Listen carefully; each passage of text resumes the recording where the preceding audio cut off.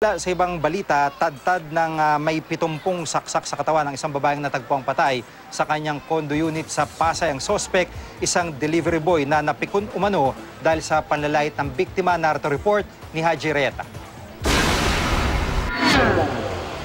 Hindi akalain ng mga kaanak ni Rachel Fernandez na mga masasayang ngiti ng dalawa sa mga larawang ito mula sa bakasyon sa Palawan nito lamang nakaraang linggo ay hindi na masisilayan pa.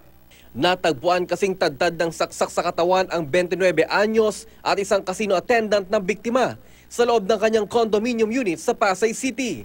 Ayon sa pulisya, pasado na 5 daw ng madaling araw ng linggo nang tila narinig ng mga kapitbahay ang biktima na humihingi ng tulong. Pero dahil sa inakalang away mag-asawa lamang ito, hinayaan lang daw nila. Pero nang makita ang suspect na walang pang itaas at puno ng dugo ang katawan, nagduda na raw sila. Pero huli na nang tumawag sila ng mga pulis dahil wala ng buhay ang biktima. Agad namang nadakip ang suspect na si Ronald Roselio, delivery boy ng isang Tapsilogan. May sugat siya sa kanang palad at mga kalmot sa dibdib. Aminado ang suspect sa krimeng nagawa pero napuno lang daw siya sa umano'y panlalait sa kanya ng biktima. Hindi po sex yung habol ko doon.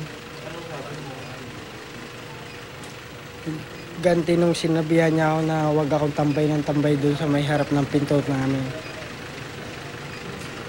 Sinita ka niya? Opo. Pero sarili naman pinto namin yan. At saka kung ano yung sinabi niya sa amin.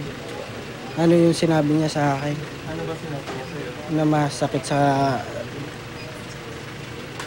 nakakasakit. Bagamat nakitang walang damit ang biktima, sinabi naman ng suspect na wala siyang balak na gahasain ito.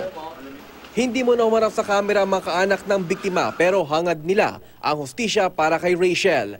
Wala pa ring pahayag ang pamunuan ng condominium na tinutuluyan ng biktima. Sa ngayon, naharap sa reklamong murder at attempted rape ang suspect na nasa kustudiya na ng Pasay Police. Haji Reta, GMA News.